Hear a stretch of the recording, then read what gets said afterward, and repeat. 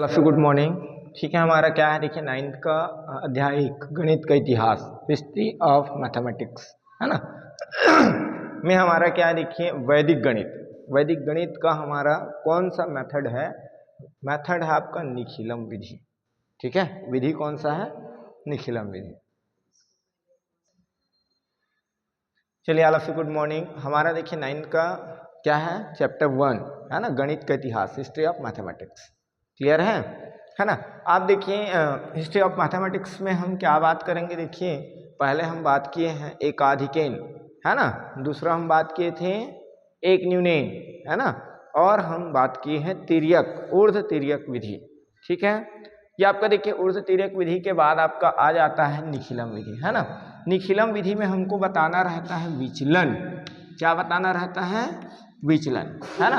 अब विचलन जो होता है, ये जो आपका देखिए 10, 100, 1000, ठीक है, 10,000, ये सब क्या कहलाएंगे? विचलन कहलाएंगे। क्लियर है ना। ये आपका विचलन कहलाएगा, सॉरी विचलन बोलते हैं आधार, सॉरी ये कहलाता है आधार, है ना। इससे हम क्या करते हैं? तुलना करते हैं। ठीक है, यदि आपका क्या हो जाए देखिए उपाधार,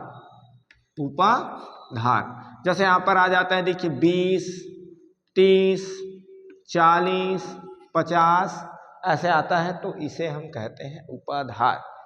ठीक है, अब हमको क्या करना है? इससे कंपेयर करना है ना, इससे तुलना करना है। तो देखिए आपका अंक क्या है? 16 है, तो इकाई और दहाई, तो इकाई और दहाई देखिए, इकाई दहाई 10, है ना। मीन्स यहाँ पर हम क्या करेंगे देखिए 16 और ये 15, यहाँ पर हम लिख लेते हैं विचलन। क्या लिख लेते हैं? विचलन। ठीक है, तो विचलन लिख लेंगे तो ये आपका क्या हो जाएगा देखिए, विचलन मीन्स क्या हो जाएगा 16 में हमको 10 घटाना है। ठीक है, 16 में हम 10 घटाएंगे, मतलब क्या है, ये जो संख्या है वो हमारा जो आधार है उससे कितना कम है या कितना अधिक है।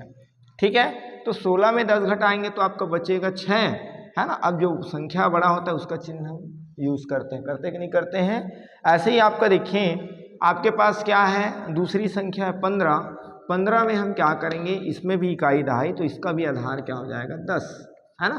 तो इसको हम क्या करेंगे? घटाएंगे।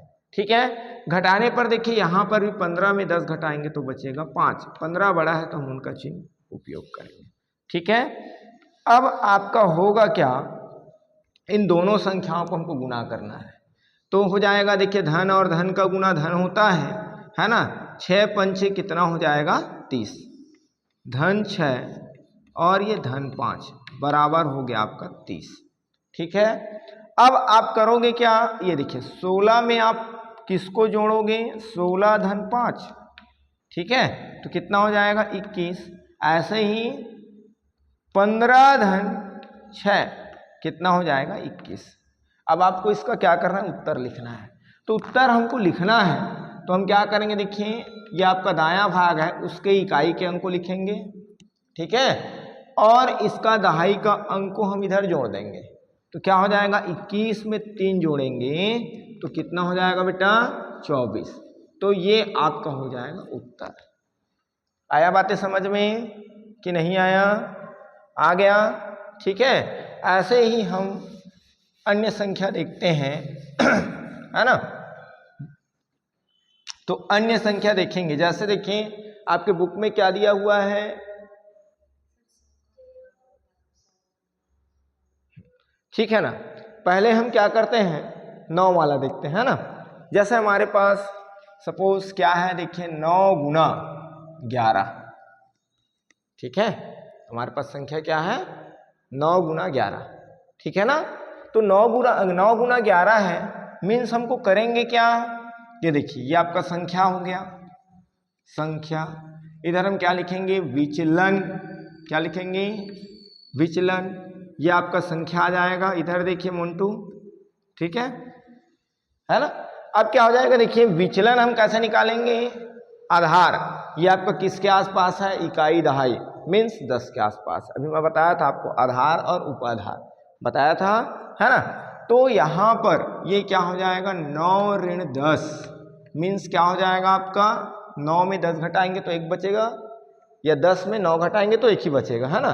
बट यहाँ पर देखिए संख्या कौन बड़ा है, 10, उसका चिन्ह हम लगाएंगे, ठीक है। दूसरा क्या है, देखिए दूसरी संख्या 11 है, 11 में हम 10 घटाएंगे तो क्या बचेगा, 1 बचेगा, जो संख्या बड़ा है उसका चिन्ह हम लगाएंगे।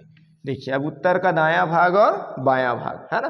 तो दाएं भाग में हम करेंगे क्या, ये आपका देखिए ऋण 1 धन 1, ऋण और धन का गुना क्या होता है, ऋण, 1 एकम हो जाएगा आपका 1, ठीक है। 1 एकम आपका क्या हो जाएगा, 1। अब क्या करेंगे, देखिए दाएं भाग में हमको करना क्या है, ये देखिए 9 धन 1, है ना, धन 1 है तो जोड़ेंगे, 9 में 1 जोड़ेंगे 10। अब ये देखिए 11 ऋण 1, ठीक है, ऋण 1 है ना, तो क्या हो जाएगा, घटेगा तो कितना आ जाएगा, 10, है ना।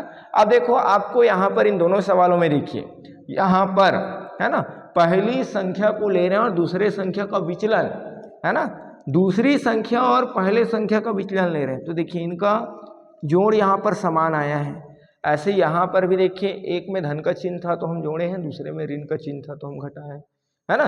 तो यहाँ पर देखिए इनका योग और अंतर समान आया है, परंतु यहाँ पर देखिए आपके पास दाएं भाग में क्या है, ऋण 1 है।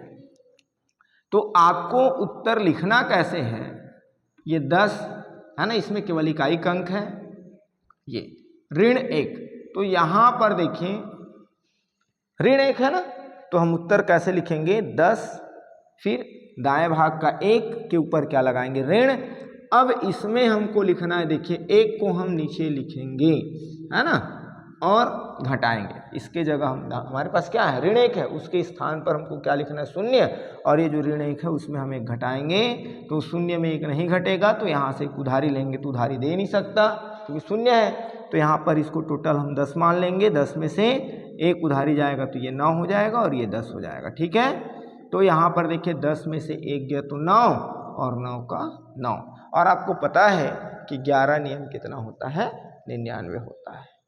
बातें आया समझ में कि नहीं आया, आ गया, ठीक है। इसके बाद सैकड़े वाला देख लें, अच्छा नोट करेंगे क्या आप, चलिए पॉज कर दें।